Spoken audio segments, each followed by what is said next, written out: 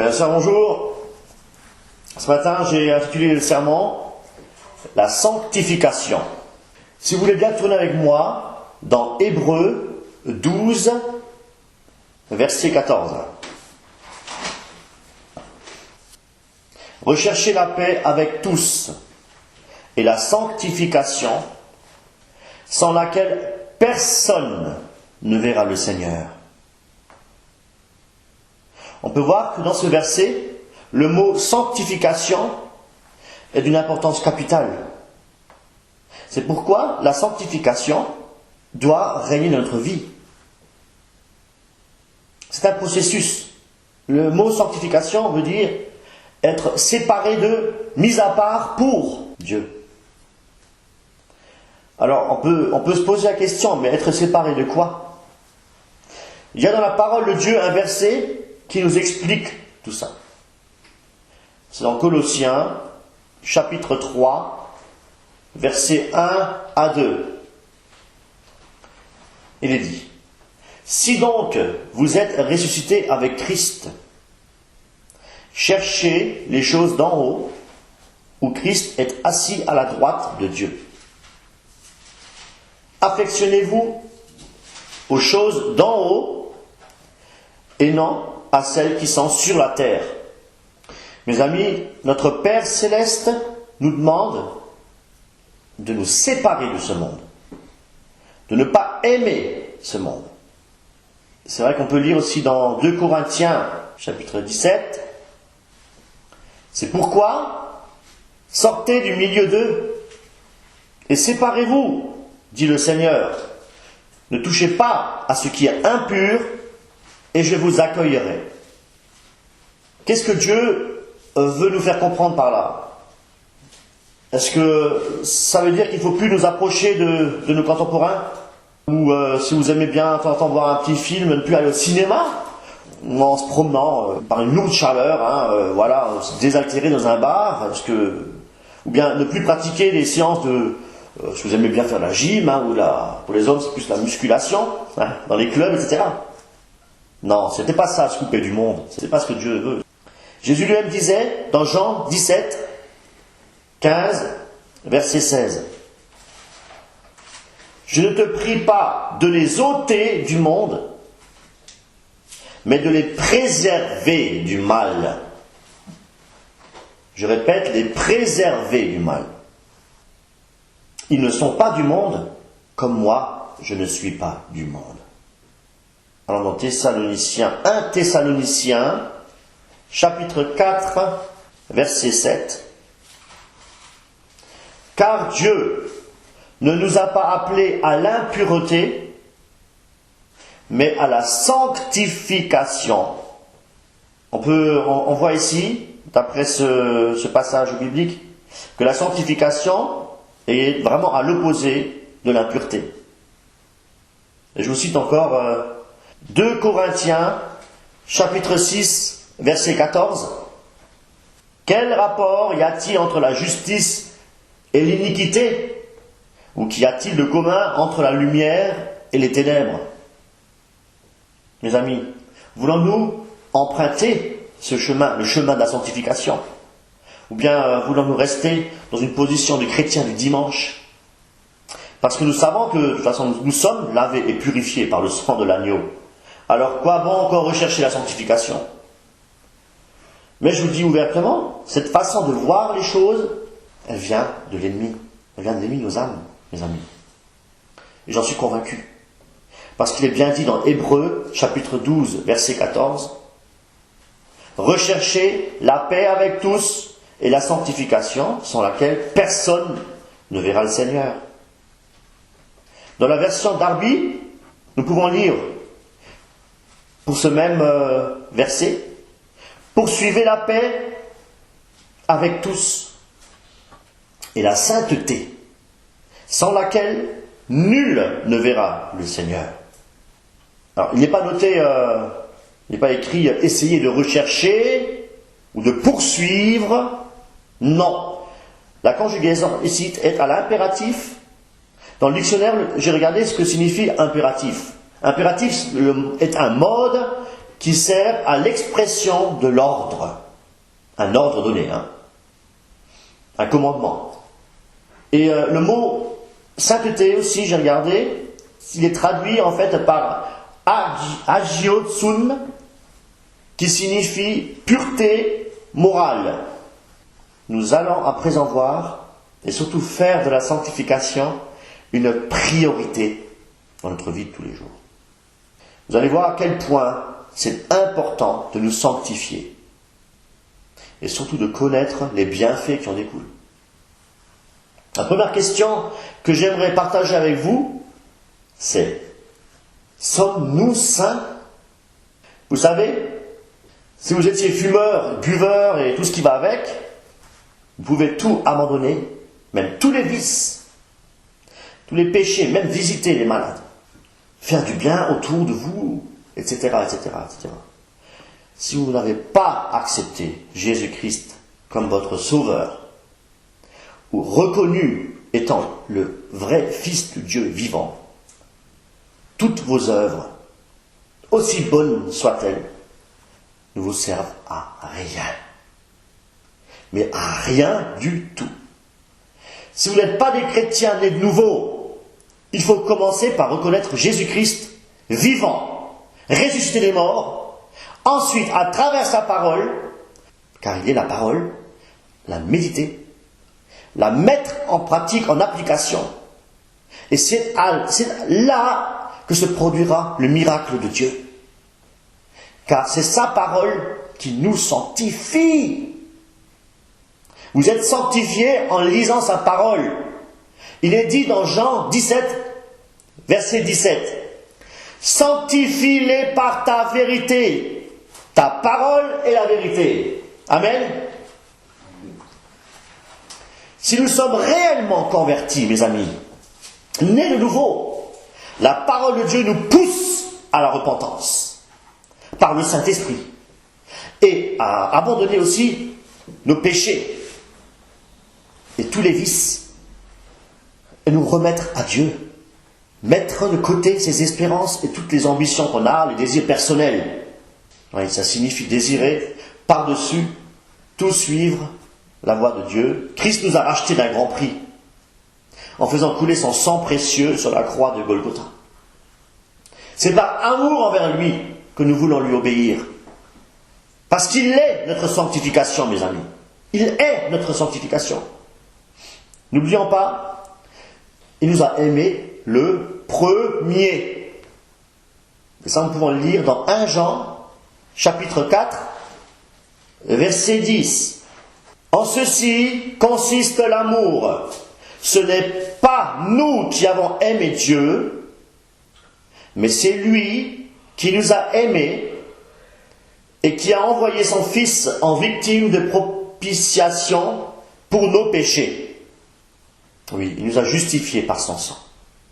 Et dans 1 Jean, chapitre 1, verset 7, nous pouvons lire: mais si nous marchons dans la lumière, comme il est lui-même dans la lumière, nous sommes mutuellement en communion. Et le sang de Jésus, son Fils, nous purifie de tout péché. Celui qui est lavé, en fait, de sa culpabilité et qui est sauvé et racheté, naturellement, par le sang de Jésus, il peut se présenter purifié devant Dieu. Frères et sœurs, c'est que par ce moyen-là que la communion avec notre Dieu de sainteté est possible. Il faut savoir que Dieu est saint, oui, et il ne peut avoir de communion avec un homme souillé par le péché. La communion, elle est possible avec quelqu'un qui est sanctifié. Et comme nous venons de voir aussi dans 1 Jean, chapitre 1, verset 7, la purification des péchés qui peut se faire que par le précieux sang de Jésus. Il faut savoir que dans l'Ancien Testament, dans l'Ancienne Alliance, des animaux étaient sacrifiés et le sang devait être porté par le souverain sacrificateur dans le sanctuaire pour les péchés, et le corps avait été après brûlé hors du camp. Nous pouvons aussi lire ça dans Hébreux, chapitre 13, verset 12, où il est dit: c'est pour cela que Jésus aussi, afin de sanctifier le peuple par son propre sang, a souffert hors de la porte. Nous, les chrétiens, nés de nouveau, Nous sommes sanctifiés par le sang de l'agneau. Nous sommes mis à part pour Dieu. La véritable sanctification n'est possible que par la purification des péchés. Et ça peut se faire que par le sang de Jésus-Christ. Mes amis, si nous sommes purifiés de cette manière, nous ne sommes plus des enfants des ténèbres. Je veux dire des enfants du diable, des enfants de Satan. Mais nous sommes devenus enfants de lumière, c'est-à-dire un enfant de Dieu. Et ça, nous pouvons le lire dans 1 Jean, chapitre 3, du verset 1 à 2. Sans le précieux sang de Jésus, chaque personne est un esclave de Satan, qu'on appelle aussi l'enfant des ténèbres. Sachant maintenant en fait que nous sommes justifiés par le sacrifice vivant de Jésus et par son sang, nous voilà maintenant arrivés au point culminant du serment. Alors prenez avec moi 1 Jean, chapitre 3, du verset 3 à 9, en français courant. Quiconque met une telle espérance en lui se rend pur, comme Jésus-Christ lui-même est pur. Quiconque pêche s'oppose à la loi de Dieu, car le péché est la révolte contre cette loi. Vous le savez, Jésus-Christ est apparu pour enlever les péchés. Il n'y a pas de péché en lui. Ainsi, quiconque demeure uni à lui cesse de pécher. Mais celui qui continue à pécher prouve par là qu'il ne l'a pas vu et ne l'a pas connu. Mes enfants, ne vous laissez égarer par personne. Celui qui fait ce qui est juste est lui-même juste, comme Jésus-Christ est juste. Celui qui continue à pécher appartient au diable, car le diable a péché dès le commencement. Le Fils de Dieu est apparu précisément pour détruire les œuvres du diable. Quiconque est devenu enfant de Dieu cesse de pécher, car la puissance de vie de Dieu agit en lui. Puisque Dieu est son Père, il ne peut pas continuer à pécher. Voici ce qui distingue clairement les enfants de Dieu des enfants du diable. Quiconque ne fait pas ce qui est juste ou n'aime pas son frère n'appartient pas à Dieu. Vous voyez mes amis, suivre notre Maître, Seigneur et Sauveur Jésus, ça demande un renoncement au péché. Nous pouvons lire dans Éphésiens 2, les versets 8 et 9, « Car c'est par la grâce de Dieu que vous avez été sauvés, au moyen de la foi. Ce salut ne vient pas de vous, il est un don de Dieu. Il n'est pas le résultat de vos efforts, et ainsi, personne ne peut se vanter. » Pour comprendre ce qu'est la sanctification, il est important de connaître notre position aussi, face au péché et à notre vieille nature. Prenez avec moi dans Romains 8, les versets 5 à 13. En effet, ceux qui vivent selon leur propre nature se préoccupent de ses désirs, mais ceux qui vivent selon l'Esprit Saint se préoccupent des désirs de l'Esprit. Se préoccuper des désirs de sa propre nature mène à la mort. Mais se préoccuper des désirs de l'Esprit Saint mène à la vie et à la paix. Ceux qui sont dominés par les préoccupations de leur propre nature sont ennemis de Dieu. Ils ne se soumettent pas à la loi de Dieu, ils ne le peuvent même pas. Ceux qui dépendent de leur propre nature ne peuvent pas plaire à Dieu. Mais vous ne vivez pas selon votre propre nature, vous vivez selon l'Esprit Saint, puisque l'Esprit de Dieu habite en vous. Celui qui n'a pas l'Esprit du Christ ne lui appartient pas. Si le Christ est en vous, votre corps reste tout de même destiné à la mort à cause du péché, mais l'Esprit est vie en vous parce que vous avez été rendu juste devant Dieu. Si l'Esprit de celui qui a ramené Jésus d'entre les morts habite en vous, alors Dieu qui a ramené le Christ d'entre les morts donnera aussi la vie à vos corps mortels par son Esprit qui habite en vous. Ainsi donc, frères, nous avons des obligations, mais non envers notre propre nature, pour vivre selon ses désirs, car si vous vivez selon votre propre nature, vous allez mourir. Mais si par l'Esprit Saint vous faites mourir le comportement de votre être égoïste, vous vivrez. Mes amis, Dieu veut notre sanctification pour être en parfaite communion et en parfaite harmonie avec lui. Nous pouvons aussi lire dans 1 Thessaloniciens, chapitre 5, les versets 22 et 23. Que le Dieu de paix vous rende lui-même entièrement saint et qu'il vous garde parfaitement, esprit, âme et corps, pour que vous soyez irréprochables lors de la venue de notre Seigneur Jésus. Celui qui vous appelle est fidèle et c'est lui qui accomplira tout cela. Frères et sœurs, Dieu nous aide dans la sanctification. Il nous donne la force pour vaincre toute forme de péché et de vice. Nous nous sanctifions en obéissant à ses commandements. Se sanctifier, c'est se séparer donc du mal. Dieu, il hait le péché, mais il aime le pécheur. Nous allons à présent aborder la notion de la sanctification au niveau du corps, de l'âme, de l'esprit. Alors, pour le corps, Dieu nous demande de nous séparer de toute souillure et de tout mal. Mais ce qu'il faut savoir, c'est que la sanctification, c'est l'œuvre du Saint-Esprit en nous. Le Saint-Esprit nous sanctifie, nous purifie. C'est lui qui nous sépare du mal pour nous rendre agréables à Dieu. Parce qu'on ne mérite pas le salut. On ne peut pas non plus nous sanctifier par nos propres efforts. Oui, mes amis, si on veut vraiment vivre la sanctification, la vraie, ça exige de nous des sacrifices. En vous rappelant que sans la sanctification, nul ne verra le Seigneur. Notre corps est le temple du Saint-Esprit. Notre devoir, c'est d'en prendre soin. Quand Dieu nous appelle à la pureté sur le plan sexuel, c'est bien un domaine qui n'est plus tellement évoqué dans les églises aujourd'hui. C'est vrai. Et puis beaucoup de chrétiens ont des problèmes à mettre en pratique les vérités des Écritures dans leur vie de tous les jours. Pourtant, c'est clairement la volonté de Dieu que son peuple recherche la sanctification. Nous devons garder nos corps de la débauche, de nous abstenir de toute pratique sexuelle qui sont contraires à la volonté de Dieu. Comme exemple, nous pouvons citer l'adultère, des relations sexuelles qui sont en dehors du mariage, l'homosexualité ou autres perversions sexuelles. Vous voyez, aujourd'hui, les hommes et les femmes, même des jeunes, même dans l'église, ils vivent ensemble, ils couchent ensemble, alors qu'ils sont conscients que devant Dieu, c'est pas bon du tout, quoi. Et parfois, ils se retrouvent même dans les chorales, dans les groupes musicaux, même pour diriger des louanges.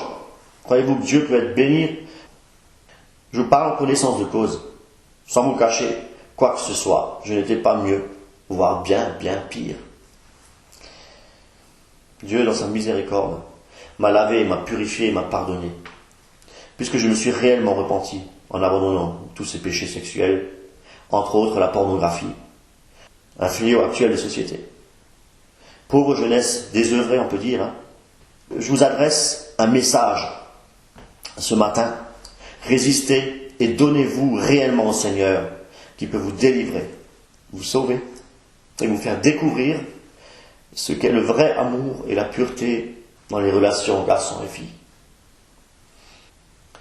Jésus revient bientôt, soyez-en sûrs. Recherchez la sanctification sur laquelle nul ne verra le Seigneur. Aujourd'hui, il faut en parler ouvertement, et surtout dans les églises, plutôt que de chercher des miracles, ou des guérisons, des phénomènes tels que les paillettes d'or, ou le Saint-Rire, tomber dans l'esprit, ou encore annoncer l'évangile de prospérité. Il ne cherche pas la saine doctrine. Il est bien écrit dans 2 Timothée 4, versets 3 à 4. Je reprends dans la version français courant. Car le temps viendra où les gens ne voudront plus écouter le véritable enseignement, mais ils suivront leurs propres désirs et s'entoureront d'une foule de maîtres qui leur diront ce qu'ils aiment entendre. Ils fermeront leurs oreilles à la vérité pour se tourner vers des légendes, des fables.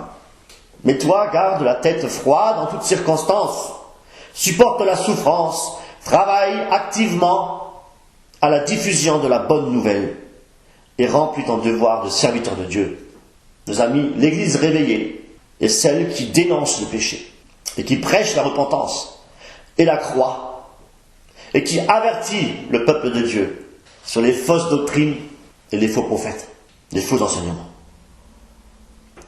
Oui, mes amis, je vous dis ouvertement, j'ai aussi été la proie, un vrai esclave de l'alcool et de la cigarette, mais Dieu m'a délivré. Attention les jeunes, l'alcool fait des ravages et la cigarette tue et nous emporte loin de Dieu. Là où il y a des pleurs, vous connaissez ce passage, et les grincements de dents. Vraiment que Dieu vous garde et vous sanctifie. Nous devons vraiment apprendre à nous autodiscipliner. Nous pouvons prendre une décision avec l'aide de Dieu de ne plus nous conformer à certaines choses qui souillent notre corps, âme et esprit, au lieu de nous sanctifier. Chacun est responsable devant Dieu de son corps, ce qu'on fait avec notre corps et de notre comportement. Mes amis, c'est notre décision et notre position face au péché qui détermine si nous sommes réellement de Dieu ou de Satan. Quant à l'esprit, nous devons nous nourrir des choses d'en haut, nourrir notre âme et l'esprit. Nous pouvons le faire en méditant sa parole. C'est vrai, on peut dire, oh, j'ai pas trop le temps de lire. J'ai beaucoup d'occupations, de préoccupations dans la journée. Il faut que j'aille nettoyer ma voiture. Il faut que j'aille astiquer ma moto. Ou le travail, il faut que je règle certaines choses. Des excuses, il y en a en veux-tu en voilà. Mais regardons de plus près.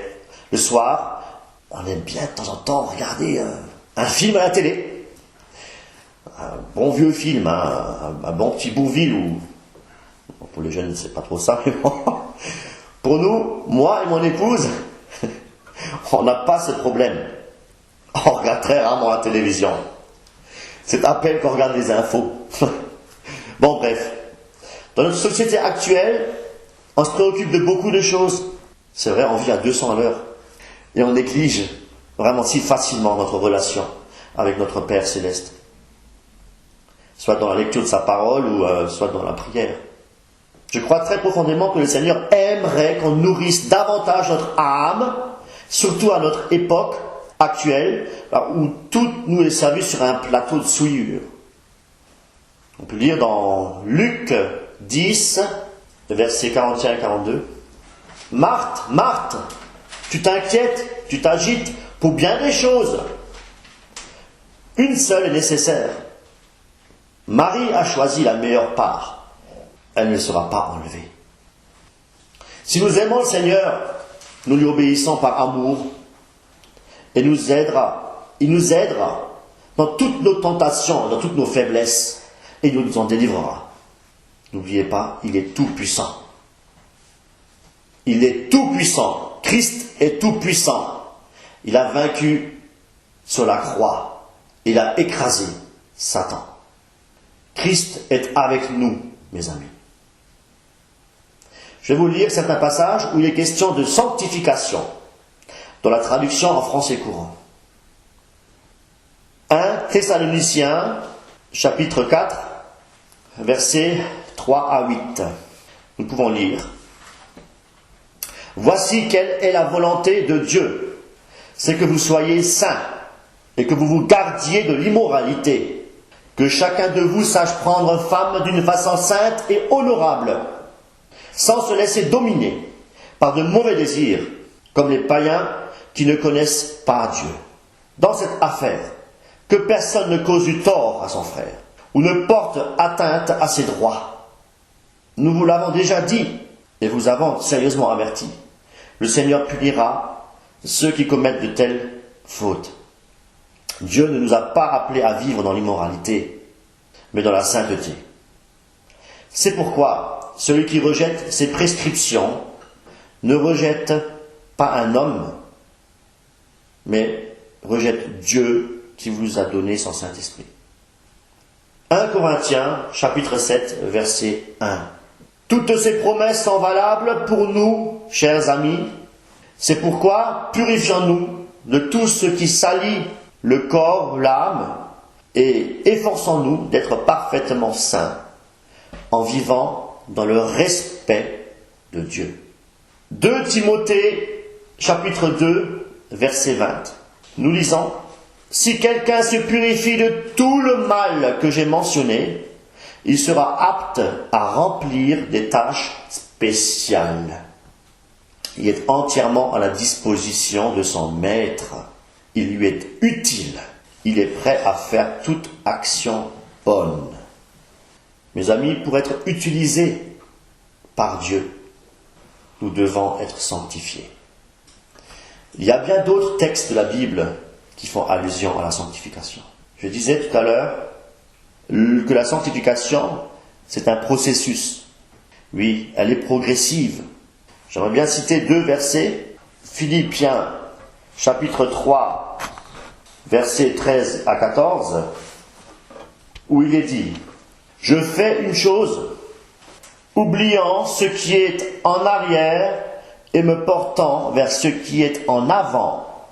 Je cours vers le but pour remporter le prix de la vocation céleste de Dieu en Jésus-Christ.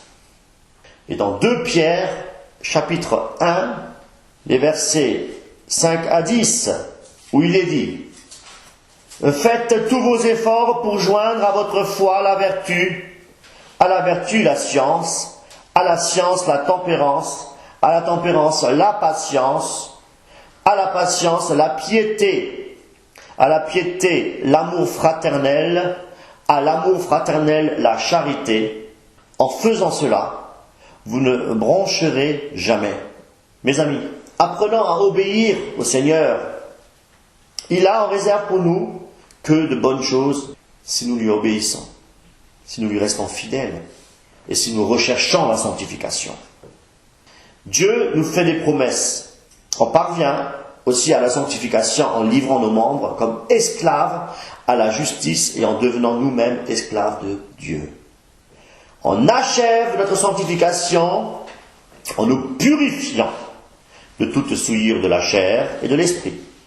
Dans ce but, on doit sortir du milieu des incroyants. Je veux dire par là, ne pas participer à leur péché. Nuance. Hein. Et refuser, oui, toute alliance avec eux. Et ne toucher à rien d'impur. C'est par le Saint-Esprit et par sa puissance, par l'Esprit de Dieu, Dieu est Esprit, mes amis, qu'on peut accomplir toutes ces choses. Mais c'est à nous de le faire. C'est à nous de le faire. C'est ça l'obéissance. Dieu nous réserve de bonnes choses, mais nous devons lui obéir. Pour terminer, nous allons voir maintenant les résultats de la sanctification.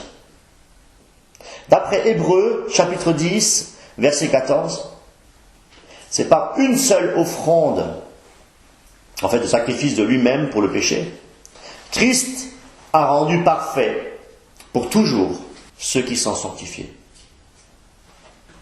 D'après Hébreux, chapitre 2, verset 11, ceux que Jésus sanctifie sont un avec lui, et il n'a pas honte de les appeler frères. D'après 2 Thessaloniciens, chapitre 2, verset 13, nous sommes sauvés par la sanctification. La sanctification a pour résultat le salut. Celle dont il est question ici, c'est la sanctification que le Saint-Esprit opère en nous. Et le salut dont il est question ici n'est pas celui qui consiste simplement dans le pardon des péchés, mais le salut dans le sens de la délivrance du péché, de la domination du péché dans notre vie et de la présence du péché dans notre vie. D'après Hébreux, chapitre 12, verset 14, la sanctification a pour résultat aussi la possibilité pour nous de voir le Seigneur. La sanctification dont il est question ici est celle qui a le sens de séparation du péché. Sans cette purification du péché, il n'est pas possible d'avoir cette vision bénie du Seigneur. mes amis. La pureté aussi qui conduit à la vision céleste, elle n'est pas seulement extérieure, mais c'est celle du cœur. Vous connaissez, c'est le cœur, les mauvaises pensées, etc. Donc nous devons aussi sanctifier notre cœur, mes amis, nos pensées. On est captifs en l'obéissance à Jésus-Christ. Plus nous sommes sanctifiés, plus notre perception, notre façon de concevoir Dieu, elle devient nette. D'après Actes, chapitre 20, les versets 32, et chapitre 26, verset 18, la sanctification, elle nous assure un héritage. La sanctification par l'Esprit de Dieu nous rend co-héritiers du Fils de Dieu. Pour conclure, j'aimerais bien reprendre le texte initial. C'était Hébreux, chapitre 12, verset 14. Recherchez la paix avec tous et la sanctification, sans laquelle personne ne verra le Seigneur. Mes amis, la sanctification est très importante pour notre salut. Très importante pour notre salut. Alors que Dieu, notre Père et Jésus-Christ vous bénissent abondamment. Et que le Seigneur puisse vraiment vous aider à renoncer au péché, à abandonner les péchés, à le haïr. Et en vous approchant du Seigneur, en recherchant tout votre cœur la sanctification, sans laquelle personne ne verra